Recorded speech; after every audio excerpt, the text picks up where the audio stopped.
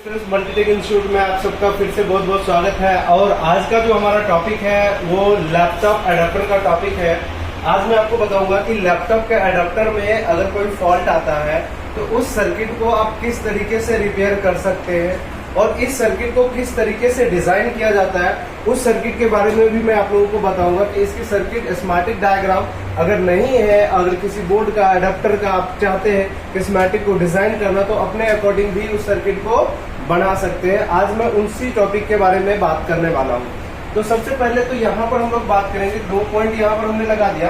तो 2 पॉइंट में यहाँ पर एक लाइन का होता है और एक न्यूट्रल का होता है।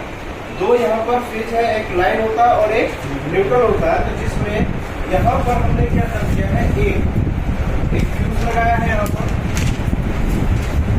एक फ्यूज हो गया यहाँ पर जिसमें, और एक में लगा होगा आपका जो कि थर्मिस्टर होगा, ये चीजें लगा होगा आपके पास। और यहाँ पर जब हम लोग बात करेंगे और यहाँ पे आगे चल करके एक यहाँ पर कैपेसिटर लगा दिया जाता है जो कि एसी वोल्टेज फिल्टर करने के लिए,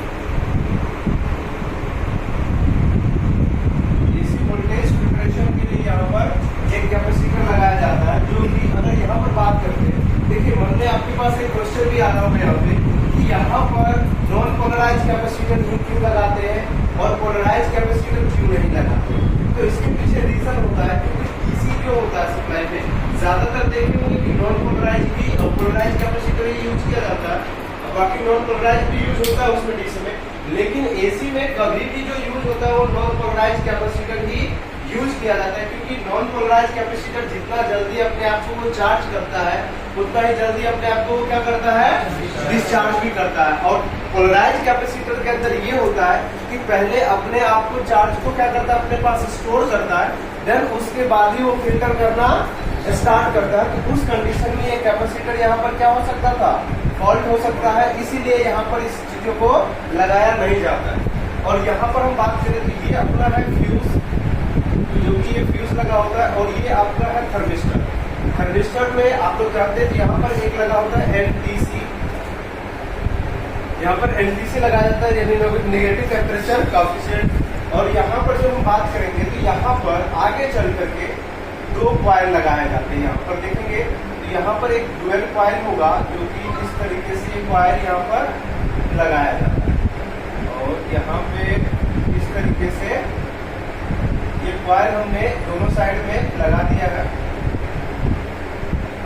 और यहाँ पर देखेंगे तो ये डुअल कॉइल होता है। तो अब देखिए यहाँ पर 2 चीजें हैं, इसमें सिंगल कॉइल भी लगा सकते थे लेकिन हमने यहाँ पर क्या लगाया है, डुअल कॉइल लगाया है, क्योंकि हर एक बोर्डों में ये चीजें लगा होता है। किसी किसी में अलग अलग करके 2 कॉइल लगाए जाते हैं, किसी किसी में एक ही के अंदर दोनों इकट्ठा ही लगाया जाता है। बट लेकिन 90% चांस यही होता है कि जब भी ये कॉइल लगाया जाता है तो ये आपका डुअल कॉइल ही होता है। डुअल कॉइल के अंदर क्या है कि अब ये अपना जो रहता है, कभी बार भी अब मान लीजिए कि लैपटॉप का एडाप्टर है या आपके पास कोई भी पावर सर्किट है, तो उसमें क्या होता है कि प्लग जो लगाते हैं लाइन का और न्यूट्रल का होता है, तो वो नहीं देखते हम लोग कि लाइन का किधर है और न्यूट्रल का किधर है, प्लग को हम कैसे भी लगा देते थे। यानी दोनों तरफ से ही क्या होता है, इसके अंदर कॉइल लगा होता है, इसलिए यानी डुअल लाइन में अगर लाइन मान लीजिए कि इसको पलट भी दिया तो दोनों तरफ से फिल्ट्रेशन प्रॉपर तरीके से होता रहेगा, जिस वजह से आगे की सर्किट को कोई नुकसान नहीं होगा। तो फिर आगे चल करके ये क्या होता है कि आगे चलने के बाद यहाँ पर एक और कैपेसिटर लगाया जाता है जो कि नॉन पोलराइज कैपेसिटर ही यहाँ पर दिया जाता है कि एक कैपेसिटर और यहाँ पर लगा दिया गया है। और यहाँ पर किसी किसी में ये 2 रजिस्टर भी आपको देखने को मिल सकता है कि ये 2 रजिस्टर इसलिए लगाए जाते हैं कि जिसमें मान लीजिए कि आपके पास ये कैपेसिटर है, ये कैपेसिटर है, तो जब ये चार्ज होता है तो इस कैपेसिटर को डिस्चार्ज करने के लिए यहाँ पर रजिस्टर को लगाया जाता है। और इस सेक्शन को हम लोग जो बोलते हैं, जो यहाँ से यहाँ तक की जो सर्किट आप देख रहे हैं, इस सर्किट को हम लोग बोलते हैं EMI सेक्शन, इसको EMI सेक्शन बोलते हैं।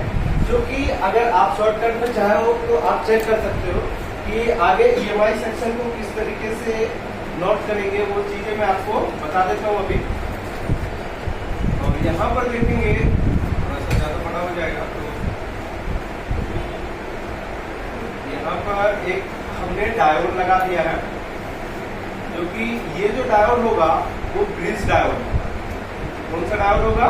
ब्रिज, क्योंकि यहाँ पे सर्किट थोड़ा सा जो है काफी लंबा बनने वाला है, इसलिए मैं यहाँ पे ब्रिज डायोड लगा रहा हूँ। तो ब्रिज रेक्टिफायर बनाता मैं यहाँ पे, तो क्योंकि ब्रिज रेक्टिफायर डायोड वो होता है जिसमें 4 डायोड अलग अलग से लगा होता है, बट लेकिन यहाँ पर क्या है, चारों डायोड को एक ही में पैक कर दिया जाता है, तो इसका नाम बदल जाता है। इसको बोलते हैं रेक्टिफायर।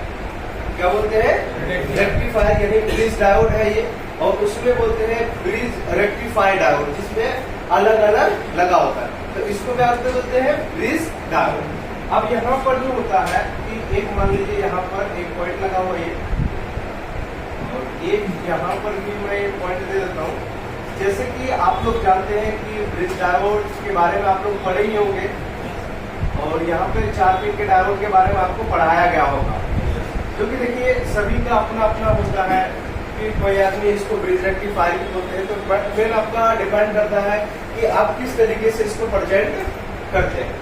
और ये जो हम इसका नाम बोलते हैं, हम लोग बोलते हैं बीडी, इसलिए इसका नाम बीडी रखा गया क्योंकि ये ब्रिज डायोड होता है। ठीक है, अब यहाँ से जो हम बात करेंगे ये डायरेक्टली, अब इसके अंदर ये क्या होता है कि अटैच हो जाता है, इसके अंदर ये चीजें अटैच हो जाएगा, जो कि आप लोग जानते होंगे कि अंदर का ये जो दोनों पिन जो है ये हमारा एसी का पिन, इसका पिन है एसी का पिन होता है। तो एसी का पिन में क्या होता है, यहाँ से जो है स्टार्ट हमने किया है, और ये डायोड तक जो है दोनों एसी का पिन, ये EMI सेक्शन का होता है। अब डायरेक्टली अगर आपको जानना है कि आपका EMI सेक्शन सही से काम कर रहा है या नहीं कर रहा है, तो शॉर्टकट में आप ये भी लिख सकते हैं, EMI सेक्शन को शॉर्टकट में चेक करने के लिए जो ब्रिज रेक्टिफायर डायोड के एसी का जो पिन उसके ऊपर डायरेक्टली रखेंगे, मल्टीमीटर को एसी ब्रांच पे सेट करेंगे, डायरेक्टली दोनों पॉइंट पे आकर के रखिए। अगर दोनों तरफ दोनों पे अगर मिल रहा है वोल्टेज मिल रहा है, एसी 220 240 जो भी आपका इनपुट किया है वो वोल्टेज अगर यहाँ पर मिल रहा है, तो आपका क्या है, EMI सेक्शन ओके।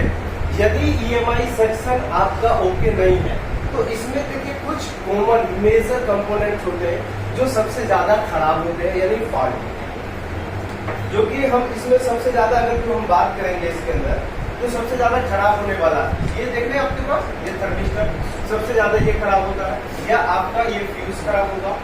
और यहाँ पर जो हम लोग बात करेंगे इसके अंदर, तो कॉइल वगैरह बहुत ही रेयर केस में यहाँ पर फॉल्ट होता है, जो कि EMI सेक्शन की बात करें तो अगर यहाँ पे कॉइल चलता है तो ये डायोड जब शॉर्ट होता है तो हो सकता है कि आपका ये कॉइल भी बंद कर जाए। लेकिन बेसिक अगर EMI में हम लोग बात करेंगे, जो कि फ्यूज यहाँ पे फॉल्ट होगा, सबसे ज्यादा क्या होगा, फ्यूज फॉल्ट होगा या थर्मिस्टर।